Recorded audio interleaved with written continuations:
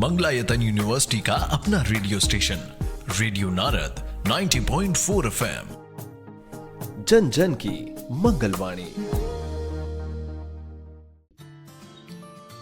नमस्कार दोस्तों, स्वागत है आपका स्मार्ट द्वारा समर्थित सेहत सही लाभ कई श्रृंखला के अगले भाग में। आप सुन रहे हैं आपका अपना सामुदायिक radio station radio Narad 90.4 FM और मैं हूं आपके साथ आपकी आरजे याशी। और फिलहाल मेरे साथ मौजूद हैं टीकन भाभी जी। बिल्कुल, और जैसा कि कहते हैं स्वास्थ्य ही सबसे बड़ा धन है। अगर तन मन स्वस्थ है तो धन की भी बचत होती ही रहेगी। आरजे याशी जी, मैंने तो सेहतिया जी से कह दिया है कि तुम तो सिर्फ मुश्किल बात करते हो और आज मैं जाऊंगी स्टेशन। अरे भाभी, ये आपका ही स्टेशन है, आप जब चाहें यहाँ तब आ सकते हैं। वैसे सेहतिया भैया ने तो काफी काम की बात बताई थी पिछले एपिसोड में। खैर चलिए, आप ही बताएं, आखिर क्या बताना चाहती हैं आप? अरे उनकी बात तो सही थी, पर देख रही हो आप बारिश किस कदर हो रही है और जगह जगह बाढ़ और पानी जमा है। तो इस पानी के जमाव से मच्छर की संख्या भी बढ़ रही है और अनेक मच्छरों के साथ अनेक बीमारियां। अब आप ही देख लो, कहीं डेंगू, कहीं मलेरिया, कहीं काला आजार तो कहीं फाइलेरिया। ये सब नेग्लेक्टेड ट्रॉपिकल डिसीज हैं। क्या क्या क्या क्या है ये सब? नेग्लेक्टेड ट्रॉपिकल डिसीजेज यानी उपेक्षित उष्णकटिबंधीय रोग। यह उपेक्षित मानी जाती है क्योंकि अन्य बीमारियों की तुलना में इन्हें कम शोध निधि और सार्वजनिक स्वास्थ्य का ध्यान मिलता है, जबकि यह गंभीर रोग एवं मृत्यु का कारण भी बन सकता है। तो भाभी चलिए, ये तो सही मौका है और आज हम अपने पिछले विषय को आगे बढ़ाते हुए फाइलेरिया की बात करेंगे, यानी हाथीपांव की बीमारी की। अरे बिल्कुल, एनटीडीज यानी उपेक्षित उष्णकटिबंधीय रोग ऐसी बीमारियां जो अक्सर गरीब और ग्रामीण इलाकों में फैलती हैं, जैसे काला आजार, कुष्ठ रोग, डेंगू, चिकनगुनिया और फाइलेरिया। इनका इलाज रोकथाम है, लेकिन जागरूकता की कमी के कारण लोग तकलीफ उठाते हैं और कहावत है, सावधानी हटी दुर्घटना घटी। बिल्कुल टीकन भाभी। तो चलिए सबसे पहले सुनते हैं मनोज बाजपेयी जी का फाइलेरिया पर ये खास संदेश। नमस्कार। सबकी तरह मैं मेहनत करने से पीछे नहीं हटता। हमारी मेहनत ही हमें जीवन में आगे लेके जाती है। पर कई बीमारियां ऐसी हैं जो हमारे कदम को जिंदगी भर के लिए रोक देती हैं। भारत में सालाना हजारों लोग हाथीपांव नाम की बीमारी की चपेट में आकर जीवन भर के लिए अपाहिज हो जाते हैं। मलेरिया की तरह ही हाथीपांव एक मच्छर के काटने से फैलता है और ये याद रखिए कि हाथीपांव का कोई इलाज नहीं है। गांव, शहर, अमीर, गरीब, हर जात और धर्म की रेखा पार कर किसी को भी अपनी जकड़ में ले सकता है हाथीपांव। पर डरे नहीं, इसका बचाव आसान है। साल में सिर्फ एक बार सरकार द्वारा दी हुई मुफ्त दवाएं खाएं और इस बीमारी से अपने आप को और अपने परिवार को बचाएं। याद रखिए, खुशहाल होगा शहर और गांव जब जड़ से मिटेगा हाथीपांव। स्वास्थ्य विभाग बिहार सरकार द्वारा जनहित में जारी। वैसे मैं और सेहतिया जी तो बात करते ही रहते हैं, क्यों ना हम अपने श्रोताओं को हमारे साथ जुड़े हमारे जिले के प्रोग्राम मैनेजर डीएमओ साहब को सुने। हाँ, ये तो बहुत ही अच्छा आइडिया है। तो आइए सुनते हैं डीएमओ साहब को। हमारे डीएमओ साहब जो कि विनीता मिश्रा जी हैं और अलीगढ़ डिस्ट्रिक्ट से हैं। मैम, मैं सबसे पहले फाइलेरिया के बारे में आपसे जानना चाहूंगी कि फाइलेरिया क्या है और ये बीमारी कैसे फैलती है। नमस्कार सभी को। और मैं फाइलेरिया के बारे में ये कहना चाहूंगी कि फाइलेरिया एक परजीवी है जो जन संक्रामक बीमारी है और ये क्यूलेक्स मच्छर से फैलते हैं। क्यूलेक्स मच्छर का एक टाइप होता है जिससे ये फैलता है। ओके। और अगर हम बात करें जिले की, तो हमारे जिले में फाइलेरिया की स्थिति कैसी है? कितने लोग लगभग प्रभावित हैं? एक्चुअली ये फाइलेरिया हमारे जिले में नहीं है, ये पूर्वांचल का बीमारी है। ज्यादातर तराई क्षेत्रों में होता है। हमारा अलीगढ़ इससे मुक्त है अभी। और यहाँ पे फाइलेरिया का कोई केस नहीं है। ओके मैम, जैसे आपने बताया अलीगढ़ इससे मुक्त है, तो वैसे ये बीमारी किन किन इलाकों या किसी वर्ग के लोगों में ज्यादा देखने को मिलती है? ये ज्यादातर पूर्वांचल वाले इलाकों में बीमारी मिलते हैं फाइलेरिया के। जैसे आपके चंदौती जिला हो गया, फतेहपुर हरदोई हो गया, कानपुर देहात हो गया, शहर हो गया, लखीमपुर खीरी हो गया, मिर्जापुर हो गया। तो लगभग 51 जिलों में ऐसी बीमारियां हैं उधर। ओके मैम, वहीं अगर हम बात करें डर की, गलतफहमी की, तो जैसे ही कोई बीमारी के बारे में हम सुनते हैं तो लोगों में एक दहशत पैदा हो जाती है, डर पैदा हो जाता है। तो मेरा अगला सवाल आपसे होगा कि क्या फाइलेरिया छुआछूत की बीमारी है? लोग क्या इसमें गलतफहमी में रहते हैं, और लोगों में अभी भी कौन कौन सी ऐसी भ्रांतियाँ या डर हैं जिनकी वजह से वह दवा खाने से कतराते हैं, बचते हैं? नहीं मैम, ये छुआछूत की बीमारी बिल्कुल ही नहीं है। एक्चुअली ये मच्छर के काटने से फैलता है। तो अगर कोई संक्रमित व्यक्ति को अगर वो मच्छर काटता है फिर दूसरे को काटता है तो ऐसे ही फैलता है ये बीमारी। ओके। और इसमें डर तो नहीं है, ये जन जागरूकता थोड़ी सी कमी है। और अगर हमारी टीम लगी हुई है, सभी लोग भारत सरकार के द्वारा, फिर हमारे राज्य सरकार के द्वारा जन जागरूकता करा चलाया जा रहा है, जिसमें हम तो देख रहे हैं कि सभी लोग अच्छे से दवाई खा रहे हैं। और हमारा जो MDA का प्रोग्राम जो चल रहा है ये सामूहिक रूप से किया गया है कि ताकि सामूहिक रूप से सभी लोग खाएं। तो ये संभव है, हो रहा है, ऐसा नहीं है, डर नहीं है किसी में। हर एक लोग चाहते हैं कि हम बीमारी से निजात पाएं। जी। और ये फाइलेरिया जो ऐसा बीमारी है मैम, ये 10-15 साल तक भी आपकी इसकी परजीवी आपके शरीर में बैठे रहते हैं और वो कभी भी निकल के सामने आते हैं। इसीलिए सरकार के द्वारा ये सुनिश्चित किया गया है कि साल में एक बार सभी को सामूहिक तौर पे दवा खिलाई जाए। ओके। ये काफी खतरे वाली बात भी है, क्योंकि 10-15 साल तक एक लंबा समय हो जाता है और हमें उस बीमारी का पता नहीं लग पाता। इसका परजीवी शरीर में बैठा रहता है जी। वो कहीं भी जाके ना ब्लड में, सांस में बैठ जाएगा, कभी कभी अचानक वो निकल आएगा। इम्यूनिटी के ऊपर डिपेंड करता है। बिल्कुल बिल्कुल। अभी आपने जैसे MDA की बात डिस्कस करी थी, तो ये मास ड्रग एडमिनिस्ट्रेशन अभियान जो चल रहा है वो क्या होता है और इसमें किन दवाइयों का वितरण किया जाता है, कुछ इसके बारे में भी बताएं। तो मैम एक्चुअली ये MDA होता है, सामूहिक दवा सेवा अभियान चलाया जाता है, जिसमें फाइलेरिया के परजीवी को मारने के लिए दवाई दी जाती है। और ये अभियान सरकार के द्वारा हर साल एक बार मुफ्त घर घर जाके दवाई खिलाने का अभियान चलाया जाता है। ओके।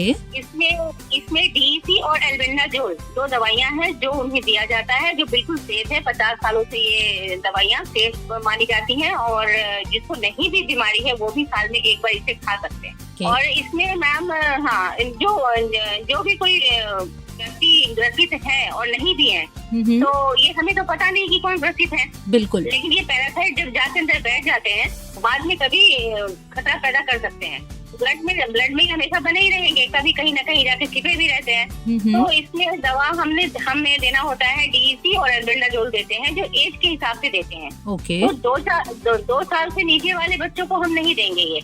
ओके। और 2 से 5 साल के बच्चों में DEC है वो 100 मिलीग्राम देते हैं और एल्बेंडाजोल 400 मिलीग्राम का एक टेबलेट देते हैं। जी। और इसी तरह 6 से 14 साल के बच्चों में हम 200 मिलीग्राम देते हैं DEC, जिसमें 2 टेबलेट आ जाते हैं, और एल्बेंडाजोल 400 mg का हम एक टेबलेट देते हैं। जी। और 15 से अबव में हम 300 मिलीग्राम का DEC देते हैं, जिसमें 3 टेबलेट हो जाते हैं, और एल्बेंडाजोल का सिर्फ एक टेबलेट 400 mg का देते हैं। यही डोज है जो हर साल खिलाई जाती है, सरकार के द्वारा निःशुल्क है। ओके मैम, ये तो डोज के बारे में आपने बता दिया, लेकिन बात करें कितने ड्यूरेशन की, तो इन दवाओं को कितने दिनों तक और किस प्रकार से लेना चाहिए? पानी से, दूध से? नहीं, ये पानी से आप लीजिए और ये एक बार लेना है, साल में एक बार दवा लेना है। ओके। और अगर किसी को फाइलेरिया हो जाता है, हाइड्रोसिल में बीमारियां हो जाती हैं, स्तन में बीमारियां हो जाती हैं, स्किन में बीमारियां हो जाती हैं और हाथी पांव जैसा पैर फूला हुआ दिखता है, तो इसका भी इलाज है, सरकार के द्वारा ऑपरेशन किए जाते हैं। जी। फाइलेरिया का मुफ्त इलाज है। हाँ, दवाइयाँ भी मुफ्त मिलती है और ऑपरेशन भी आपके सरकारी अस्पताल में फ्री किया जाता है। ओके मैम, वहीं अगर कोई व्यक्ति इस दवा को खाने से वंचित रह जाता है, या मैं साधारण भाषा में कहूँ तो किसी ने ये दवा बिल्कुल ना खाई हो और अगर खा भी ली हो तो उसको अधूरा डोज में लिया हो, तो क्या इसके कोई नुकसान हमें देखने को मिल सकते हैं? नहीं, नुकसान तो बात है कि कोई भी दवा अगर आधा अधूरा छोड़ेंगे आप तो नुकसान क्या होगा कि आपका जो परजीवी अंदर है वो नहीं मरेगा। ओके। और फिर दवा लेंगे तो वो मर जाएगा। आपको बताया ना कि काफी लंबे समय तक ये अंदर बैठा रहता है। जी, तो दवा आप इस साल नहीं ले पाए तो अगले साल लीजिए। वैसा कोई नुकसान है नहीं, लेकिन हाँ ये लाइलाज बीमारी तो है, फाइलेरिया एक लाइलाज बीमारी है, इसीलिए हम कहते हैं कि मेडिकेशन पूरा होना चाहिए और एक सुपरविजन में रह के दवा लेनी चाहिए। मैम ये भी जानना चाहूँगी, जैसे किसी व्यक्ति ने बिल्कुल नहीं खाई या किसी को इसके बारे में ज़रा भी जानकारी ना हो, तो ऐसे व्यक्ति को क्या करना चाहिए?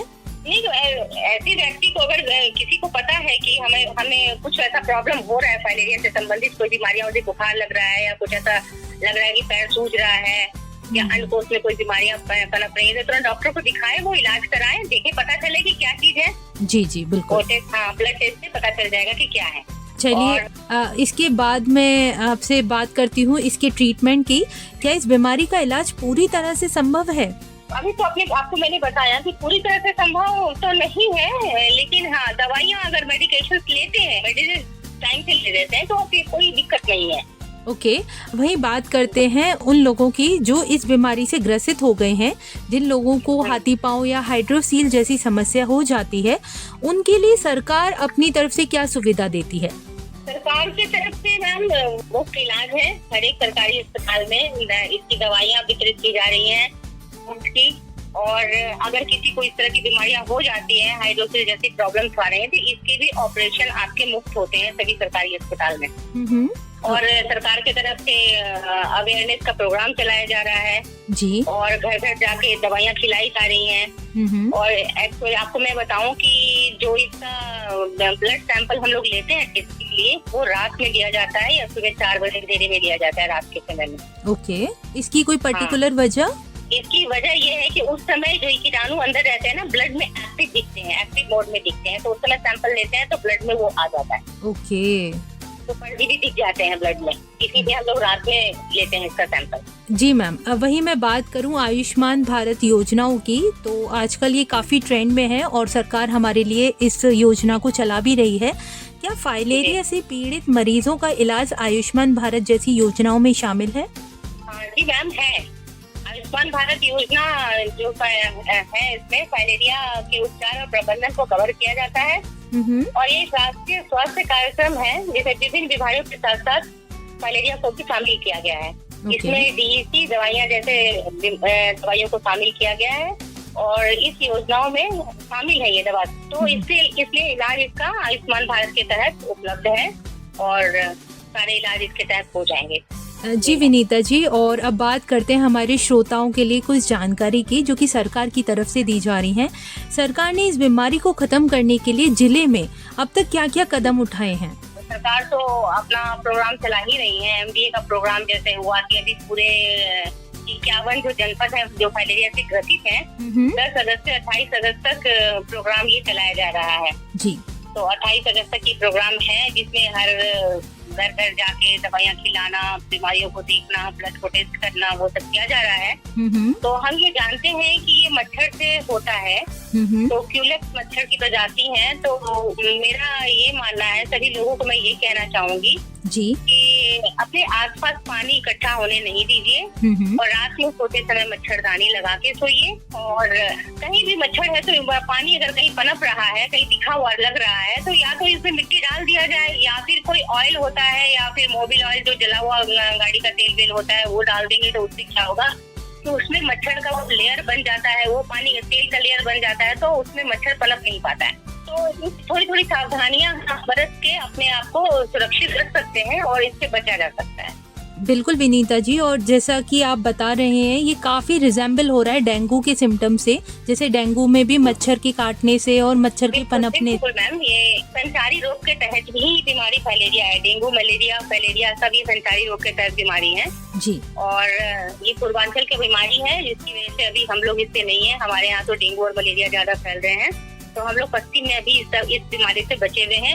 और आगे पूर्वांचल में भी काफी इससे लोगों ने अच्छा हासिल किया है इससे जी कि जन जन तक ही लोगों को बताया है कि कैसे बचा जा सकता है, कैसे क्या, और इलाज भी संभव है। लोगों को बस इसकी जानकारी नहीं थी या फिर धीरे धीरे प्रचार प्रसार नहीं हो पाया होगा जिसके कारण इसमें देरी आई है। लेकिन ये सब चीज चल रहा है प्रोग्राम सरकार के द्वारा और जागरूक भी लोग हो रहे हैं और इलाज भी करवा रहे हैं। बिल्कुल विनीता जी, और हमारा और आपका यही कर्तव्य है कि हम लोगों में जन जन जागरूकता फैलाते रहें। और अभी मैं आपसे अगला सवाल करना चाहूँगी, अगर आम जन की बात करें यानी घर से व्यक्ति क्या कदम उठा सकता है, तो मेरा अगला सवाल आपसे होगा, हमें फाइलेरिया से बचाव के लिए अपने दैनिक जीवन में कौन कौन सी सावधानियाँ रखनी चाहिए? तो मैम पहली बात तो यही है कि अपने घर के आसपास आप पानी इकट्ठा होने नहीं दीजिए। क्योंकि आम जन से मैं यही कहूंगी कि कहीं भी अगर पानी देख रहे हैं तो ये सिर्फ फाइलेरिया नहीं, आप इससे मलेरिया से भी बच सकते हैं, डेंगू से भी बच सकते हैं। बिल्कुल। तो आसपास पानी इकट्ठा नहीं होने दीजिए। फुल आस्तीन के कपड़े पहनिए। जब ये मौसम होता है हमारा संक्रमण काल का, तो हमें ध्यान रखना चाहिए कि हम फुल आस्तीन के कपड़े पहने। मच्छरदानी का प्रयोग करें, रात में सोते समय मच्छरदानी लगाएं जी। और बुखार आने पर जरूर जांच करवाएं। जांच बहुत जरूरी है। हम लोग इग्नोर कर देते हैं कि पैरासीटामोल ले लिया और फिर भाई बुखार उतर गया, छोड़ दिया, लेकिन नहीं, ये भयंकर बीमारी हो सकता है, कोई भी बीमारी हो सकता है। इसीलिए हमें जांच अवश्य करवानी चाहिए और जांच सरकारी अस्पताल में सभी जगह मुफ्त है। बिल्कुल। बहुत ही खास टिप्स दी हैं आपने और मेरे श्रोता काफ़ी जागरूक हुए हैं आज के इस प्रोग्राम से।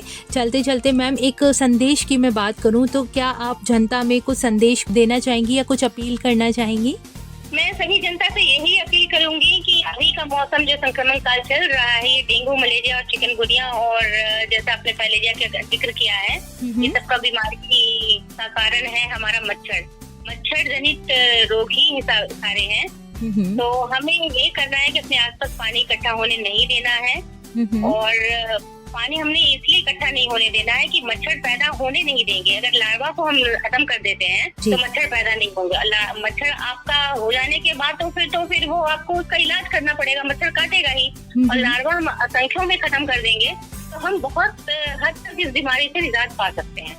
बिल्कुल। तो आम जनता से मैं यही कहूंगी कि अपना इस बीमारी को फैलने से रोकने के लिए पानी इकट्ठा होने नहीं दीजिए, फुल आस्तीन के कपड़े पहनिए, मच्छरदानी लगा के सोइए और बुखार आने पर जरूर जांच करवाइए। बहुत ही खूबसूरत संदेश है मैम और बहुत ही अच्छी बात कही आपने, खास जानकारी दी फाइलेरिया से रिलेटेड। और सबसे अच्छी बात तो ये है अलीगढ़ में अभी तक इसका कोई भी केस नहीं है और अगर हम ऐसे ही जागरूकता अपने आगे बढ़ाती रहें और खुद भी जागरूक होते रहें तो आगे भी कोई केस नहीं आएगा। ठीक कहा ना मैंने? जी मैं बहुत बहुत धन्यवाद विनीता जी हमारे साथ जुड़ने के लिए। Thank you ma'am, thank you. तो दोस्तों ये थी हमारे साथ district malaria officer Vinita Mishra ji. बहुत बढ़िया। लेकिन अब सुनते हैं जमीनी सच्चाई हमारी आशा दीदी से। दीदी, आप तो घर घर जाकर लोगों को समझाती हैं, आपका अनुभव क्या कहता है? मतलब बताने का जो उन तक जो कोई तरीका है, जिस तरीके से तुम बताओगे सामने वाला व्यक्ति उसी तरीके से लेगा। हमने उनको उस तरीके से बताया कि जैसे ये बीमारी है तो इसका इलाज भी है, तो उन्होंने कहा कि चलो ये इसका है, तो ये किसी को तुम गाइडलाइन दोगे तो अपने उस हिसाब से दोगे जिससे कि सामने वाले तक पहुंचाने में सामने वाला व्यक्ति अपना हार्ट पे ना ले। बहुत धन्यवाद। क्या नाम है आपका? सुमन चौधरी। बहुत अच्छा लगा आपसे बात करके। मैम आपका नाम क्या है? लक्ष्मी जी, आप फिलहाल एक आशा बहुओं के रूप में कार्य कर रही हैं, इसी के बारे में जानते हैं कैसा लग रहा है आपको इस तरह का कार्य करते हुए और क्या अनुभव आप फील करें? घर से निकलते हैं तो कुछ जानकारी भी मिली है हमें, घर पे रहते थे तो कुछ भी नहीं मिल रहा था और यहाँ के सारी चीज़ें सीखते हैं, नए नए लोगों से मिलते हैं, बहुत सारी चीज़ बीमारियों के बारे में और भी सारी चीज़ जानकारी मिली है हमें यहाँ पे। हमें डर लगा है इस चीज़ का कि हम लोगों के बीच में जा रहे हैं, कहीं उनकी बीमारी हमको ना लग जाए? हमें डर नहीं रहता है क्योंकि हम तो अपना पूरे सपोर्ट के साथ जाते हैं। कुछ फाइलेरिया के बारे में बताना चाहेंगी? सर्वे वगैरह करते हैं तो वहाँ पे लोगों को जानकारी देते हैं। जैसे हमारे यहाँ पे फाइलेरिया अभी है नहीं, ऐसा कोई पेशेंट हमें अभी तक नहीं मिला। अगर मिलेगा तो आप उसको कैसे कन्विंस करेंगी कि इस चीज़ के बारे में डरना नहीं है और इसका इलाज कराना है? यही चीज़ें बताएंगे कि ऐसे कोई ज़्यादा परेशानी वाली बात तो है नहीं इसमें। अगर ऐसी कोई परेशानी होती है आप हमें बताइए, हम इसका ट्रीटमेंट आपको दिलवाएंगे। बहुत बहुत धन्यवाद आप हमारे साथ जुड़ने के लिए। मेरा नाम ममता देवी है, मैं इंगलास लालपुर से हूँ। पहली बार तो हमारे यहाँ फाइलेरिया की कोई ऐसी अभी बीमारी आई नहीं है, मगर हमारे मीटिंग में सब हमें बताते हैं कि एक फाइलेरिया बीमारी भी आई है, उसे हाथी पाम से भी गांव में जाना जाता है। जिसका किसी कोई अंग सूज गया है, उसमें उसे दर्द है या कोई दिक्कत है तो हम जाके फिर घर घर उन्हें बताएं, जैसे सर्वे करें कहाँ है अपनी, कि देखो जी ऐसे ऐसे ये बीमारी है, आप डरना मत। चैलेंजेस फेस करने पड़ते हैं लोगों के द्वारा? बिल्कुल। कोई ऐसे लोग भी मिले जो हमसे चैलेंज भी करें तो फिर हम उन्हें फिर उसी हिसाब से डील करें। उनके साथ हम जरा नहीं लड़ाते हैं, फिर उनको फिर प्यार से समझाते हैं। कभी ऐसा कोई व्यक्ति मिला है जिसने कहा हो कि मुझे फाइलेरिया की बीमारी है और अब मेरे को क्या ट्रीटमेंट लेना चाहिए, उसके बारे में? नहीं, फिलहाल तो किसी ने नहीं कहा है।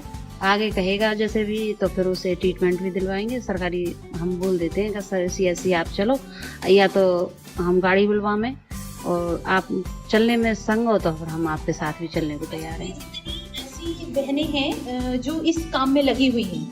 सारी आशा मीटिंग करती हैं, सारी आशा सर्वे करती हैं घर घर जाके। 10, 15, 20 कितना एवरेज नंबर हो? 150 आशा के करीब। ओके, तो इतनी जगह गांव में अभी आप क्या कहना चाहेंगी कि फाइलेरिया जैसी बीमारी यहाँ आई नहीं है, या इस बीमारी से लोग अवेयर हैं तो यहाँ इसको फैलने नहीं दे रहे? पहली बार जानकारी सब है, सब पढ़े लिखे लोग हैं, तो इसलिए आप सभी अपना अपना चाह रहे हैं कि हमें कुछ ना हो, पहले से ही जागरूक हैं ऐसा है। हाँ। कोई संदेश देना चाहेंगी लोगों को? संदेश तो हमें घर घर जाके देना भी पड़े। मान लीजिए जैसे हम घर जा रहे हैं उनके घर, तो हमें समझाना भी पड़े, भाई देखो ऐसे ऐसे आप है, मच्छर से भी बचना है, मलेरिया है, डेंगू है, इनसे भी बचाव करना है, और फिलहाल इस बीमारी से भी बचना है, फाइलेरिया वजह से। आशा बहन के तौर पे मैं जानना चाहूंगी, आप मच्छरों से बचने के लिए क्या करती हैं, किस तरह से प्रिवेंट करती हैं? देखो जैसे घर में पहली बात दरवाजे पे खिड़की होनी चाहिए, जालीदार दरवाजे पे मच्छरदानी का प्रयोग करें, सुबह शाम पूरी बाजू के कपड़े पहने और ढका हुआ खाना खाएं। घर में गमला इत्यादि वगैरह हैं उनमें पानी कम डालें, और अंदर उन गमलों में ना रखें तो ये अच्छा है। और कूलर का पानी हर तीसरे दिन बदलें। और घर की छत वत पर कोई टायर वायर तो नहीं है। फ्रिज में पीछे पानी जो आ जाता है उसमें डेंगू का जो मच्छर है, मलेरिया का वो पनपता है, उसमें पानी हो तो उसको साफ सफाई रखें। अपने फ्रिज की भी साफ सफाई रखें, पीने का पानी भी ढक के रखें। बहुत बहुत धन्यवाद ममता जी हमारे साथ जुड़ने के लिए, बहुत अच्छी जानकारी दी आपने। और मुझे लगता है कि आप सभी आशा बहनें जो कार्य कर रही हैं उससे ना सिर्फ हम सब जागरूक होंगे बल्कि पूरा देश जागृत होगा। बहुत बहुत शुक्रिया आप सभी का हमारे साथ जुड़ने के लिए। अच्छा टीकन भाभी, वैसे फाइलेरिया पर तो बहुत बातें हुई हैं, कुछ ऐसा जो आप हमें बताना चाहती हो फाइलेरिया के बारे में हमारे श्रोताओं को बताएं। जी बिल्कुल, फाइलेरिया को रोकने के लिए एक बहुत जरूरी कदम है नाइट ब्लड सर्वे। अरे हाँ, ये तो मैंने कहीं सुना भी है, मैंने शायद एक वर्कशॉप में भी सुना था। हाँ, अरे भाई सुनो तो, अब लोग अक्सर पूछते हैं कि ये नाइट ब्लड सर्वे होता क्या है और रात में ही क्यों होता है। तो सुनिए, फाइलेरिया की कमी को हम माइक्रोफाइलेरिया कहते हैं।